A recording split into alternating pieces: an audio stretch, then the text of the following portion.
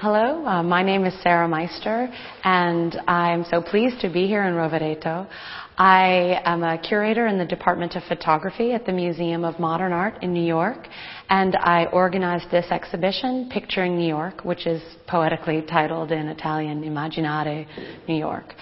The exhibition tells the story of how New York and photography became modern together over the course of the 20th century, beginning in 1888 with a picture made on the Lower East Side by Danish-born photographer Jacob Riis, and concluding with several works made after the year 2000 by Lee Friedlander, Michael Spano, and Michael Wesley. The work by Michael Wesley is a picture of MoMA's own building project and is a 2-year exposure that sort of poetically evokes the entire construction process. So if you look down.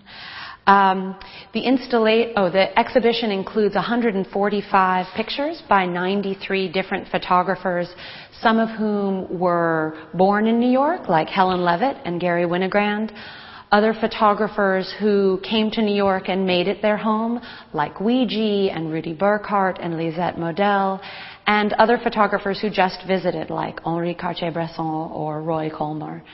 The installation here at Mart is loosely chronological, but there are several important exceptions to this.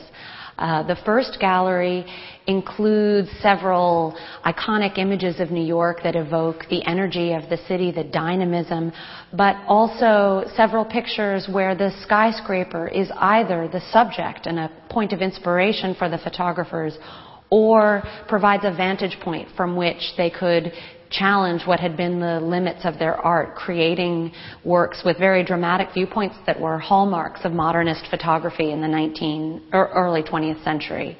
There are two other periods or groups of pictures. To your left when you walk in are the earliest pictures, as well as a selection of what we call in English vernacular pictures. These were pictures often made for the newspapers or for other purposes that were never intended to be works of art. But what I intend to show with works from as early as 1905 and as recent in 1970, all grouped together, is how beautiful these pictures are, even without any of the pretense of being created as works of art. The other area in which there's a cross-chronological grouping is about halfway through the exhibition, pictures made at night in New York. And beginning in the 1940s, when the technology allowed it, the city that never sleeps was a very popular subject. And I brought together groups of pictures from over a 50-year period that highlight that tradition.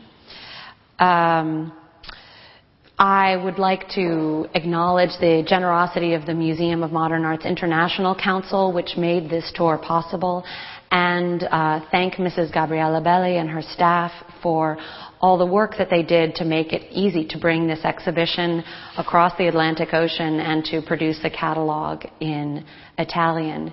I hope you enjoy these pictures that capture both the grit and the glamour of New York, its chaos and also its quiet moments. And you'll see that although everyone has either taken pictures of New York themselves, snapshots when they were visiting, or bought pictures, postcards by anonymous tourists, this is just one story of New York. It's a story that has inspired many New Yorkers. These photographs have inspired New Yorkers to refine their vision of themselves and also to define an image of New York in the imagination of the world.